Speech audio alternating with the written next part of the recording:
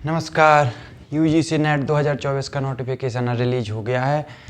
अभी 19 तारीख से फॉर्म भरने चालू हो गए हैं। 11 दिसंबर हमारी लास्ट डेट है और 1 जनवरी से पेपर होना स्टार्ट होने वाले हैं। ऑनलाइन पेपर होंगे। पूरी प्रक्रिया के बारे में हम समझेंगे बारी बारी से। और अगर किसी का सब्जेक्ट पॉलिटिकल साइंस या राजनीति विज्ञान है तो उसको कोई भी चिंता करने की आवश्यकता नहीं है। हम एक एक 10वां यूनिट पर बात करेंगे और कौन यूनिट कहाँ से पढ़नी है और कैसे तैयारी करनी है और कैसे हमको यूजीसी नेट क्वालिफाई करना है उसके बारे में हम विस्तृत रूप से चर्चा करेंगे। ठीक है, तो पहले हम इसकी बारीकियों पर जो नोटिफिकेशन की बातें होती हैं, जो मुख्य बातें हैं, उन पर चर्चा कर लेते हैं कि हमको कौन सी हमारी एलिजिबिलिटी होनी चाहिए, क्या फॉर्म फीस रहेगी और यूजीसी नेट का पेपर वर्ष में कितनी बार होता है, उन पर हम चर्चा कर लेते हैं। ठीक है, तो पहले समझ लेते हैं कि जो फॉर्म है वो 19 तारीख से भरना स्टार्ट हो गए हैं। 11 तारीख लास्ट डेट है, 11 दिसंबर लास्ट डेट है और 1 जनवरी से हमारे पेपर होंगे। ऑनलाइन मोड में पेपर होते हैं। इसके एलिजिबिलिटी क्या रहेगी? आपके पास पोस्ट ग्रेजुएशन होना चाहिए। आपने किसी भी सब्जेक्ट से अगर पीजी किया है तो उसमें आपका कम से कम 55% मार्क्स होना चाहिए। ये जनरल वालों के लिए। अगर ईडब्ल्यूएस नहीं, सॉरी, ओबीसी या एससी एसटी या अगर अदर कैटेगरी के लिए हैं तो उनके लिए 5% का रिलैक्सेशन रहता है। एग्जाम पैटर्न की बात करें यूजीसी नेट का, अगर हम समझ लेते हैं कि इस पेपर का होता क्या है। एक एलिजिबिलिटी सर्टिफिकेट है। जिस प्रकार हमारे टेट या सीटेट होते हैं, उसके बाद हमारी वैकेंसी आती है जिसमें हमको फॉर्म भरने के लिए मिलता है। उसी प्रकार ही हमारा जो यूजीसी नेट का पेपर होता है, ये हमारा असिस्टेंट प्रोफेसर की भर्ती आती है। उसके लिए हमको एलिजिबिलिटी सर्टिफिकेट चाहिए होता है, तभी हम असिस्टेंट प्रोफेसर का फॉर्म भर पाते हैं। उसके लिए बहुत ही इंपॉर्टेंट है। अगर वैसे तो टेट सीटेट से हम इसकी तुलना नहीं कर सकते हैं, क्योंकि टेट सीटेट पास करने से अगर भर्ती नहीं आती है तो हमारा कहीं उपयोग में नहीं होता है, लेकिन इसकी बहुत ही इंपॉर्टेंस है। अगर इस पेपर को हमने पास कर लिया और अगर हमने जीआरएफ कैटेगरी में हमने अपना नेट पास कर लिया तो हमको हमारी जॉब कहीं भी नहीं गई है। हम किसी भी प्राइवेट इंस्टीट्यूट या किसी भी कॉलेज में या किसी भी सरकारी कॉलेज में 30 से 35 हज़ार या 40 हज़ार तक का मंथली हम इनकम कमा सकते हैं और बिना किसी टेस्ट निकाले। जब टेस्ट निकाल लेते हैं तो उसके बाद हमको 1 लाख रुपए से हमारी सैलरी स्टार्ट रहती है।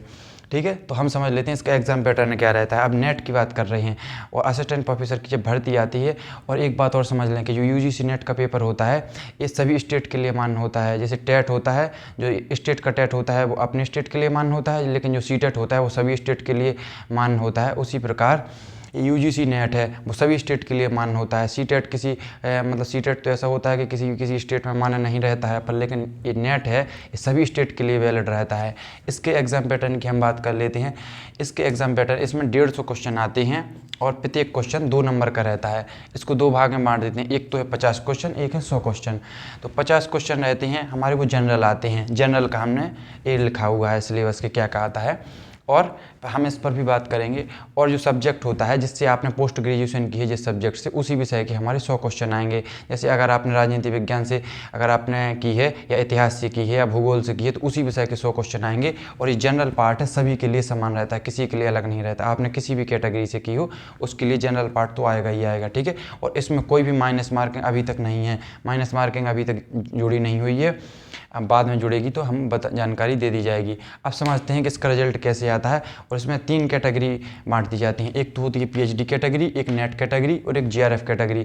इसमें कोई मिनिमम मार्क्स नहीं रहते हैं कि आपको 90 नंबर चाहिए या 75 नंबर चाहिए। इसमें होता है कि जितने भी बच्चे एग्जाम देते हैं उसमें अगर आप 6% बच्चों में आ गए तो आपका नेट क्वालिफाई हो जाएगा। इसको इस प्रकार समझते हैं, जैसे अगर 100 बच्चों ने एग्ज़ाम दिया तो उसमें से 6 बच्चों का नेट क्वालिफाई होगा।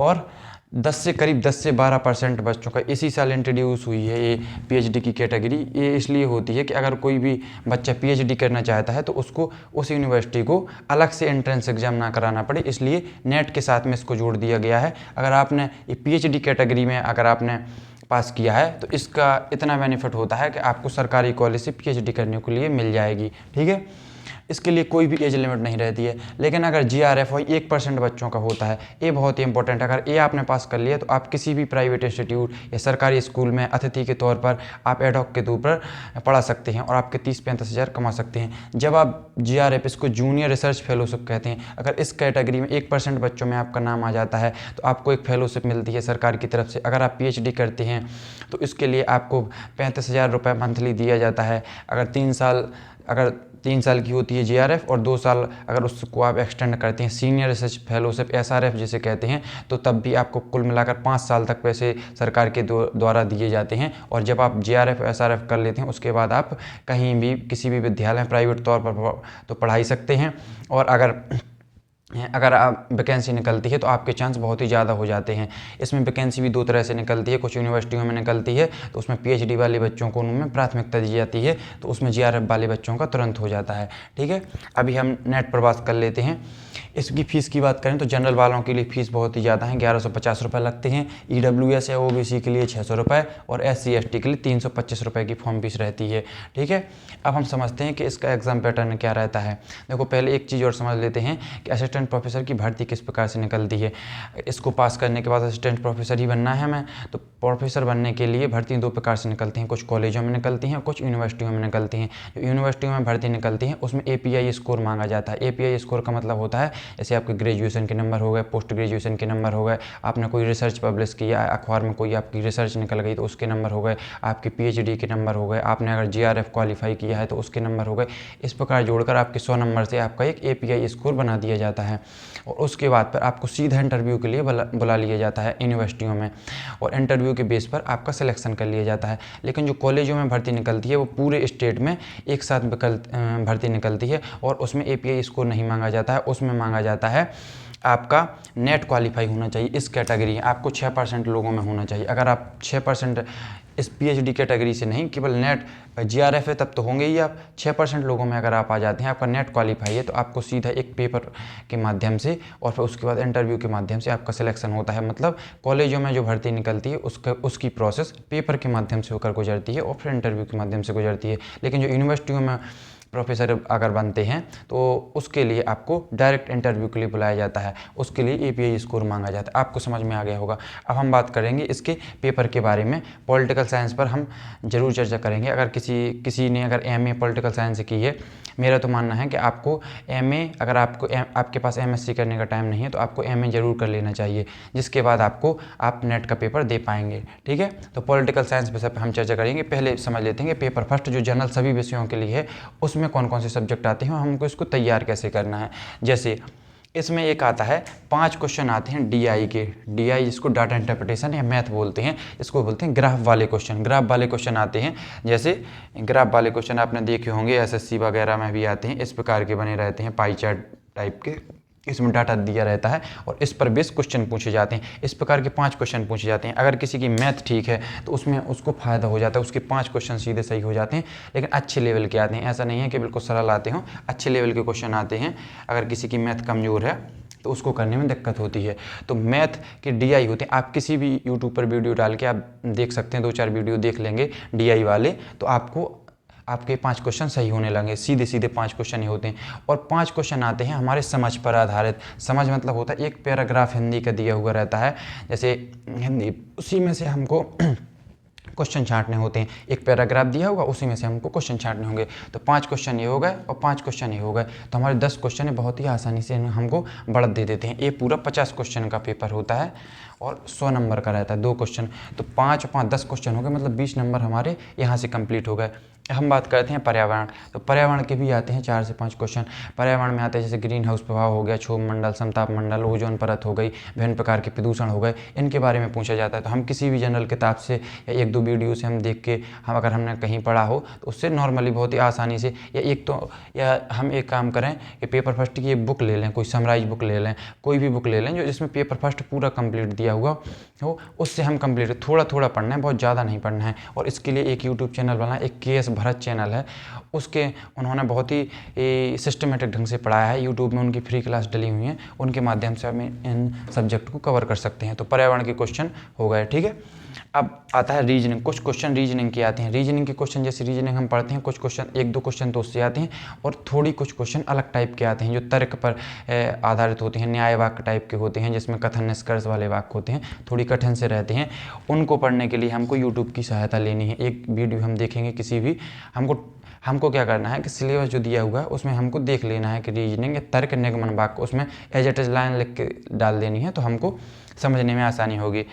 फिर आती है हायर एजुकेशन पर। तो हायर एजुकेशन होती है मतलब उच्च शिक्षा। उच्च शिक्षा के बारे में इसमें हमको जानना है कि अगर हम कॉलेज के विद्यार्थियों को पढ़ाते हैं तो हमारा पढ़ाने का तरीका क्या होना चाहिए। और इसमें हम विभिन्न प्रकार की यूनिवर्सिटियों पर भी मतलब यूनिवर्सिटियों से भी क्वेश्चन आ जाते हैं, जैसे नालंदा, तक्षशिला और वल्लभी, विभिन्न प्रकार की यूनिवर्सिटी पुराने समय पर थी, उन पर भी क्वेश्चन बनते हैं। तो इस प्रकार हायर एजुकेशन से क्वेश्चन आते हैं। इसको भी हम किसी भी किताब से, यूट्यूब से हम कवर, मतलब पूरा यूट्यूब से कवर करना है, लेकिन अलग अलग जहाँ से आपको समझने में आसानी हो उस जगह से हम कर सकते हैं। एक बुक जरूर लेना है, कोई भी एक बुक ले लें जिसमें सब क्या होता है, एक बुक लेने से हमारे पास पूरा सिलेबस और पूरा कंप्लीट मटेरियल हमारे पास होता है कि हमको क्या पढ़ना है और कहाँ से पढ़ना है। अगर किताब से समझ में नहीं आ रहा है तो हम उसको एज इट इज यूट्यूब पर डाल के या गूगल पर सर्च करके हम देख लेंगे। और इसके लिए क्या करना है कि हमको प्रीवियस ईयर क्वेश्चन लगाने हैं, क्योंकि जब हम पढ़ लेते हैं तो लगता है कि हमसे बन रहा है, लेकिन जब क्वेश्चन बताते हैं तो यूजीसी नेट की जो प्रकृति होती है क्वेश्चन की, वो थोड़ी टफ होती है और घुमावदार होती है,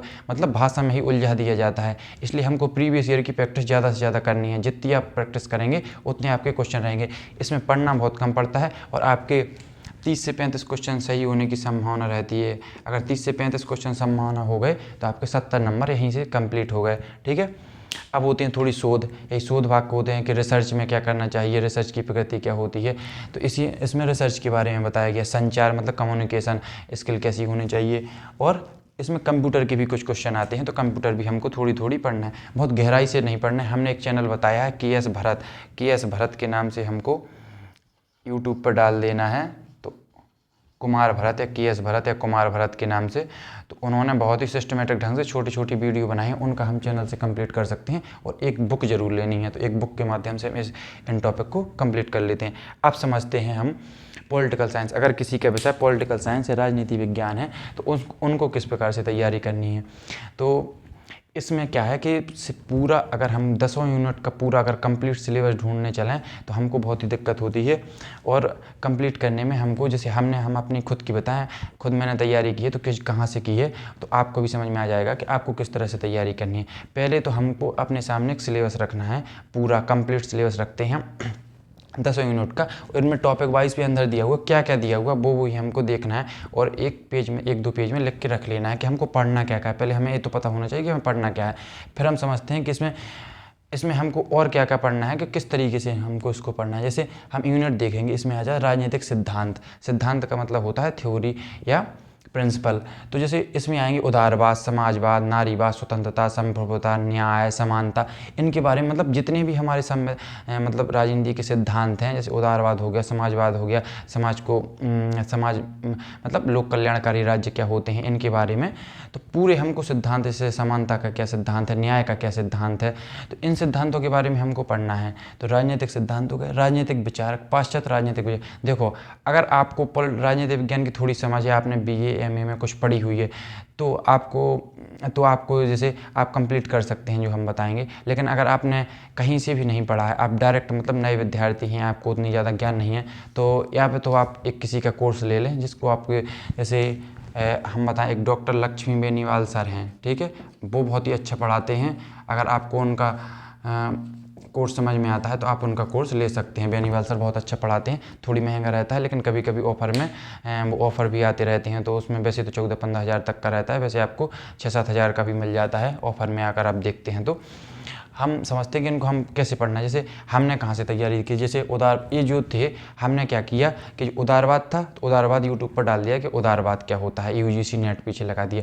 तो उसमें क्या होगा, उदारवाद की हमारे सामने एक समझ बन जाती है कि उदारवाद क्या होता है। फिर समाजवाद डाल दिया तो समाजवाद, न्याय, इस प्रकार हम डालते गए, हमारे मन में एक छवि बनती गई। इसमें क्या है, थ्योरेटिकल क्वेश्चन आते हैं, फैक्ट भी आते हैं, लेकिन थ्योरी तो पता हो पहले कि होता क्या है, ये सब इनके बारे में हमको जानकारी इकट्ठी कर लेनी है।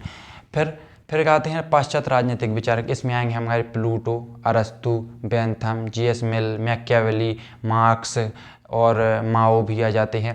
तो इस प्रकार के जो पाश्चात्य मतलब पश्चिमी देशों से जो विचारक हुए हैं, जो यूरोप से या अमेरिका से विचारक हैं, उनके बारे में पढ़ना है। तो इनमें हम उनके बारे में पढ़ेंगे, ठीक है।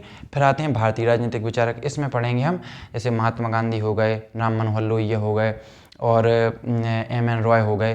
तो इन प्रमुख विचारकों के बारे में हम भारतीय राजनीतिक विचारकों में पढ़ेंगे। तो इनको हमको कहाँ से पढ़ना कवर करना है, जैसे देखो अगर कोई आप किताब से पढ़ते हैं तो किताब बहुत ज़्यादा हो जाती हैं, और कई किताब जैसे यूट्यूब पर देखेंगे तो बहुत सारी कुछ लोग बताते हैं कि 10 किताब पढ़ी की, तो वो किताब हमारे लिए पढ़ना आसान नहीं रहता है। तो इसके लिए अगर आप कहीं से नोट्स जुगाड़ लेते हैं किसी भी के, जैसे हमने तो अपने चंद्रा के नोट्स मंगाए थे, यूपी में जो चंद्रा पीजीटी के नोट्स होते हैं, चंद्रा यूपी में एक फैकल्टी है, तो वहाँ से कुछ नोट्स मंगा ली थी, उनसे हमने पढ़ लिए थे थोड़ी थोड़ी, तो हमको आसानी होगी। आप भी कहीं से इस प्रकार से अगर आपको डॉक्टर लक्ष्मी नारायण बेनीवाल के अगर नोट्स मिल जाते हैं तो उससे आपको बहुत ही हेल्पफुल होगी। या फिर क्या करें कि यूट्यूब पर डॉक्टर लक्ष्मी नारायण बेनीवाल ने इनके लिए भारतीय राजनीतिक विचार इनकी टॉपिक 22 वीडियो बनाई है, तो उनको भी आप देख सकते हैं, उनके नोट्स बना सकते हैं। एक मैराथन टाइप के उन लोगों ने मतलब सर ने बनाई है, तो उससे आप कर सकते हैं। या फिर एक प्रीति मैम पढ़ाती हैं JRF अड्डा पर, तो उनसे भी आप पढ़ सकते हैं। तो इन दोनों को आप उनसे कवर कर सकते हैं। ठीक है, तो इन दोनों से ही अगर आप ये 3 टॉपिक कंप्लीट कर लेते हैं तो इन तीनों से बहुत ही ज़्यादा क्वेश्चन बनते हैं। तो पहले इन पर हमको फोकस करना है। फिर हम बात करते हैं तुलनात्मक राजनीतिक विषय। इसमें क्या किया जाता है कि तुलना की जाती है विभिन्न देशों की। जैसे भारत की कार्यपालिका है तो भारत की कार्यपालिका अमेरिकी कार्यपालिका से हम तुलना करेंगे, या भारत की राजनीतिक व्यवस्था है उसकी अमेरिका से, रूस से, अंतर्राष्ट्रीय रूप से किस प्रकार से व्यवस्था है, और विभिन्न वैज्ञानिकों ने उसको किस प्रकार से माना है कि उसकी तुलना मतलब कौन सी व्यवस्था अच्छी है, कौन सी व्यवस्था किस समय में किस प्रकार थी, तो उनके बारे में हमको पढ़ना होता है। तुलनात्मक राजनीतिक विश्लेषण में मतलब तुलना करनी होती है। तो इसके लिए भी इन्हीं सर के अगर आप नोट्स मिल जाते हैं तो उससे आप पढ़ सकते हैं। फिर आते हैं अंतर्राष्ट्रीय संबंध। अंतर्राष्ट्रीय संबंध में हम पढ़ते हैं कि भारत के विभिन्न देशों के साथ संबंध, या जैसे हम पढ़ें कि शीत युद्ध क्या होता है, द्वितीय विश्व युद्ध के बाद शीत युद्ध किस प्रकार से आगे बढ़ा, जैसे नाटो का क्या आशय है, वार्सा ट्रीटी ऑर्गेनाइजेशन, G20 क्या होता है, G7 क्या होता है, जैसे विभिन्न संगठन हो गए तो उनके बारे में, जैसे वार्सा हो गया और WTO हो गया, तो जितने भी संगठन हैं इनके बारे में हमको अंतर्राष्ट्रीय संबंध में पढ़ते हैं कि विभिन्न ऑर्गेनाइजेशन जितने हमारे जो चलते हैं इसके बारे में हम पढ़ते हैं। ठीक है, तो ये इसके बारे में जो प्रीति मैम है हमारी JRF अड्डा पर पढ़ाते हैं, बहुत अच्छा पढ़ाती हैं, उनसे भी आप इनको कवर कर सकते हैं। पहले तो हम ये कहेंगे कि आप कहीं से भी नोट्स जुगाड़ लीजिए। अगर नोट्स जुगाड़ लेते हैं और फिर धीरे धीरे आप इन पर समझ बनाते हुए चल रहे हैं। ऐसा नहीं है कि आप सोचें कि इतना बड़ा सिलेबस है कहाँ से कंप्लीट करें। पहले हमको लिखना है, फिर एक एक टॉपिक उसको तोड़ना है, उसको सिलेबस को तोड़ते हुए जाना है, फिर एक एक टॉपिक पर हमको देखना है कि एक कहाँ से पढ़ें। तो वो हम कहीं से भी पढ़ सकते हैं, जहाँ से समझ में आए वहाँ से पढ़ लो। ठीक है, फिर भारत की विदेश नीति। इसमें भारत की विदेश नीति जब आज़ादी के बाद भारत नेहरू युग उसमें पढ़ते हैं, नेहरू युग में कि नेहरू जी ने भारत की सामने क्या चुनौतियाँ थी उनसे कैसे निपटा, नॉन अलाइन मूवमेंट क्या है, गुटनिरपेक्ष आंदोलन किस प्रकार क्या महत्वता है, जैसे सार्क हो गया तो सार्क की क्या महत्व है, जो दक्षिण होता है, भारत की एशियाई देशों से किस प्रकार संबंध है, भारत की चीन के साथ क्या संबंध है, उस समय जब युद्ध हुआ तो उस समय भारत की क्या एक दूसरे से मतभेद हुए थे, भारत चीन संबंध क्या है। तो इसके बारे में हम पूरे भारत की विदेश नीति में पढ़ेंगे कि भारत की ओवरऑल विदेश नीति क्या है और भारत के विदेशों से संबंध क्या है। अब है भारत में राजनीतिक संस्थान। इसमें पढ़ेंगे हम संविधान। जो हम कॉम्पिटिटिव एग्जाम के लिए संविधान पढ़ते हैं वही पढ़ना है इसमें। जैसे इसमें मुख्य रूप से पूरा संविधान नहीं पढ़ना है, जैसे मुख्य रूप से हम इसमें क्या पढ़ते हैं, एक तो मौलिक अधिकार पढ़ते हैं, नीति निर्देशक तत्व DPSP पढ़ते हैं, राष्ट्रपति पढ़ते हैं, ठीक है, और राष्ट्रपति उपराष्ट्रपति भी पढ़ते हैं, मुख्यमंत्री परिषद भी पढ़ते हैं। मतलब भाग 5 और भाग 6 भी हम पढ़ लेते हैं।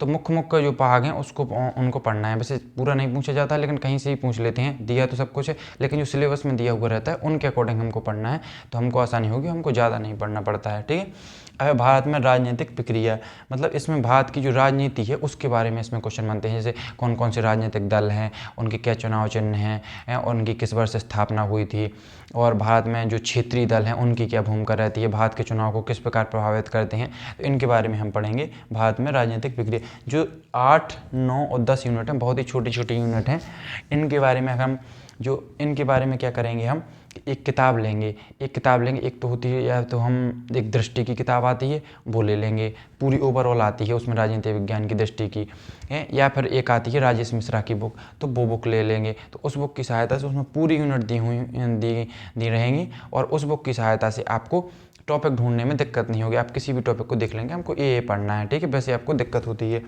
तो भारत में राजनीतिक प्रक्रिया, इसके बारे में हम पढ़ेंगे, ठीक है।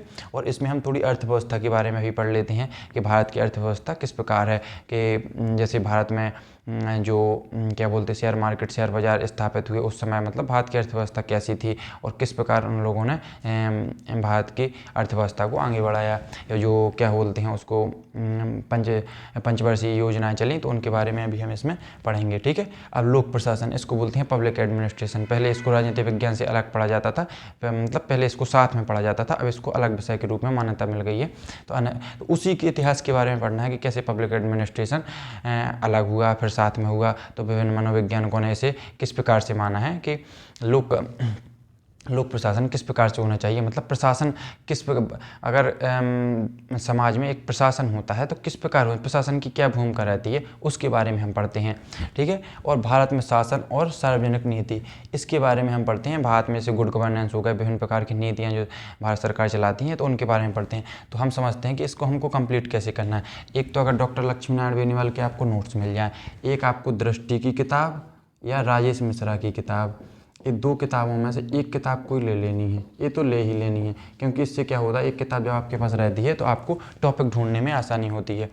ठीक है। और अगर इनके सर के नोट्स मिल जाएं तो बहुत ही अच्छे, या फिर इनका आप कोर्स ले लीजिए, कोर्स के माध्यम से पढ़ सकते हैं, या फिर आपको वैसे ही पढ़ना ही पढ़ना है तो आप थोड़ी मेहनत करनी पड़ेगी, आप यूट्यूब से कहीं से आपको इनको टॉपिक वाइज ढूंढना है। ठीक है। कहीं ना कहीं से आपको PDF मिल जाती है, उन्हीं की सहायता से अगर आप बारी बारी से पढ़ेंगे, और साथ में आपको प्रीवियस ईयर जरूर क्वेश्चन लगाने हैं। प्रीवियस ईयर लगाने से आपको एक अंदाज होता रहता है कि हमसे क्वेश्चन बन रहे हैं कि नहीं बन रहे, क्योंकि जो नेट में क्वेश्चन पूछने की प्रकृति है थोड़ी अन्य पेपरों से अलग रहती है, थोड़ी हार्ड रहती है। इसमें एक एक क्वेश्चन में 4 विकल्प रहते हैं, फिर 4 विकल्प के भी सब विकल्प रहते हैं, जिसमें जैसे 1 2 साथ में 2 3 4 4 5 4 3 2 इस प्रकार के ऑप्शन रहते हैं। तो हमको क्वेश्चन लगाने में दिक्कत रहती है, इसलिए हमको प्रैक्टिस जरूर करनी है। और अगर 2-3 अगर आप इतना कर लेते हैं तो आप निश्चित ही नेट को क्वालिफाई कर सकते हैं। अगर जैसे आप अभी तो जनवरी में पेपर है, अगर इस बार का आपको आप देख लीजिएगा जितना आपसे बनता है, अगर नहीं इस बार का क्वालिफाई होता है तो आप जून का पेपर भी दे सकते हैं। ठीक है। और वैसे अगर आपको कोई समस्या आती है राजनीति विज्ञान से संबंधित या नेट की किसी भी प्रोसेस से संबंधित, तो आप कमेंट बॉक्स में कमेंट जरूर कीजिएगा। और एक हमारा वीडियो है कि UGC नेट कैसे, मतलब असिस्टेंट प्रोफेसर कैसे बने बिना PhD के, तो वो वीडियो भी आप देख लीजिएगा, उसमें आपको पूरी जानकारी दी हुई है। और अगर आपको नहीं समझ में आती है तो आप कमेंट जरूर कीजिएगा, उसके बारे में हम और भी डिटेल से अगर इस राजनीति विज्ञान में किसी भी टॉपिक पर दिक्कत आती है तो हम आपको समझाने की कोशिश करेंगे। और हम अपने इस चैनल MHRD टीचर पर टेट सीटेट से रिलेटेड वीडियो भी बनाते रहते हैं, तो उसको भी आप देख लीजिएगा। आपको डिस्क्रिप्शन में उसकी प्लेलिस्ट भी मिल जाएगी, तो आप उसको भी चेक कीजिएगा। इस प्रकार की और वीडियो के लिए हमारे चैनल MHRD टीचर को सब्सक्राइब करें और शेयर करें। धन्यवाद।